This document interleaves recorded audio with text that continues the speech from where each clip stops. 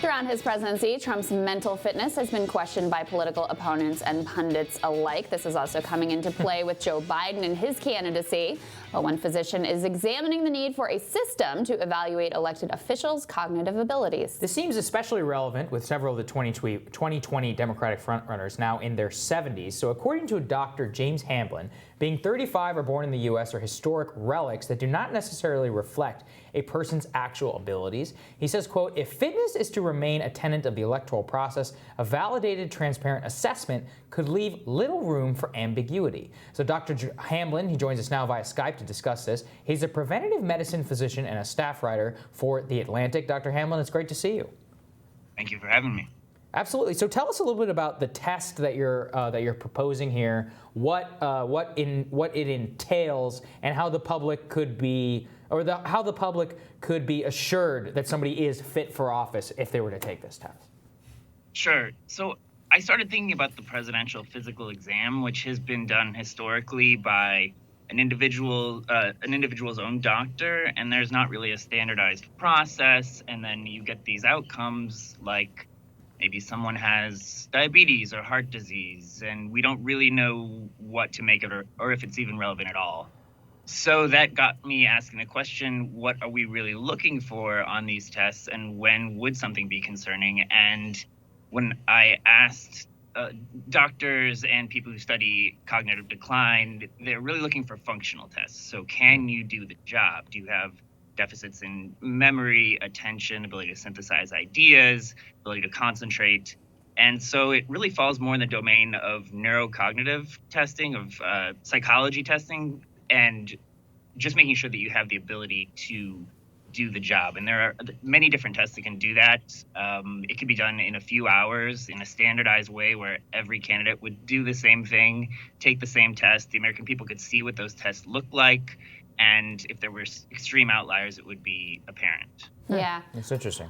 Yeah. As a counterpoint, though, I mean, isn't part of the whole process of campaigning and governing exposing yourself to a sort of public series of tests, you know, whether it's debates or town halls, taking questions from reporters, taking questions on a rope line? I mean, isn't that part of what voters are testing, whether they think these candidates are up to the job, you know, from a neurological perspective, physical perspective, et cetera? Yeah, and I still think that's the vast majority of what people will go off of. This could just be one morning for some sort of standardized test that there are some people who are not as good at talking on camera, on stage. They might freeze up, and voters will kind of leave it to faith to say, well, I'm sure when they're in a room with less pressure on them, they can still reason through everything, and they're just sort of losing it in public spaces. Mm-hmm. And this could help people see if that's really the case. I mean, there are standardized tests that we use for high-level jobs in military and other parts of government. It would not at all be unprecedented to have some sort of test that would help people understand a person's aptitude for the job, and not to be exclusionary, not to, you know, override the will of the electorate. And people could still vote for someone who was a real outlier and scored very low in parts of these tests. They would just say at least.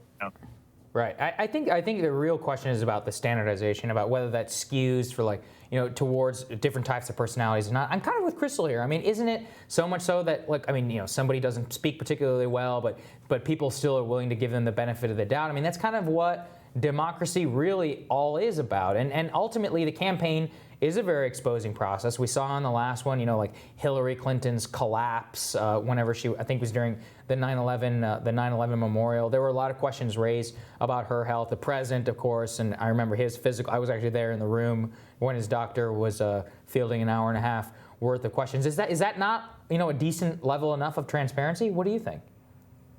I think it's potentially worse than nothing. We don't know what to do with it. We don't know if it's relevant. Sure. I'm saying you almost should just do away with that or put it in meaningful terms. Because otherwise people are just going to speculate about what it means. It's certainly relevant to know if someone has a terminal diagnosis that would really suggest they're not going to be able to, or it's unlikely that they would live through their term. But then beyond that, what you're really asking is, does this person have the ability to do the job cognitively? There's, you know, the idea that there might be physical encumberments to doing the job is less relevant today than it might have been back, decades ago. And we really just want to know, is this person able to execute the duties of office? And so if that's not a relevant question, then probably the whole system could be forgone. I mean, the physical exam itself doesn't really matter if someone's taking Lipitor or, what their waist circumference is. So much as right. and they memorize, do they have basic cognitive abilities for their age? Yeah. That's interesting. I mean, it is a really interesting concept. Give us, I know that this is more of sort of theorizing about what we could do. It's not like you've devised a super specific test, but give us a little bit of insight into how things would be measured, like what the output would be to the public to be able to assess, and also how it accounts for intellectual diversity in people who have maybe they're potentially on the spectrum, or perhaps they're dyslexic or dysgraphic. How does it sort of account for those pieces? Yeah, and I think it really helps to account for those possibilities, because if we did have a candidate who was say on the autism spectrum, and I think a lot of the American public wouldn't know what to do with that, but if the candidate went through testing and was able to say, no, this person is very able to make decisions and to synthesize information and to remember things, that could actually be reassuring in terms of cognitive diversity. And culturally too, there shouldn't be a test that's based on a bank of discrete knowledge that would be, that would favor any cultural group in particular. But these are basic tests where, for example, you are told a simple story about a person who goes to the store and loses their wallet and comes home and gets a call, and they find their wallet. And then you are asked questions in follow-up right away. And most people are able to answer the questions 100%. And then 30 minutes later, you're asked the same question. And if a person has significant cognitive decline, to the point of Alzheimer's disease, they'll get almost none of those questions right. And early cognitive decline, they'll start to forget questions. And it's the sort of thing where any American voter could take the test themselves and understand that deficit. It's put in very relevant terms. Yeah. So that's just one example of sort of thing where you just have to pay attention briefly and then remember what you just heard. Really interesting, Doctor. Thank you so much for joining us. Very thought-provoking. Thank you so much. Oh, thank you for having me. Coming up, another billionaire is in the 2020 race. But who really wanted him anyway? So Team Rising really tells us what they're going to think of this latest Democratic candidate to enter the field when Rising continues.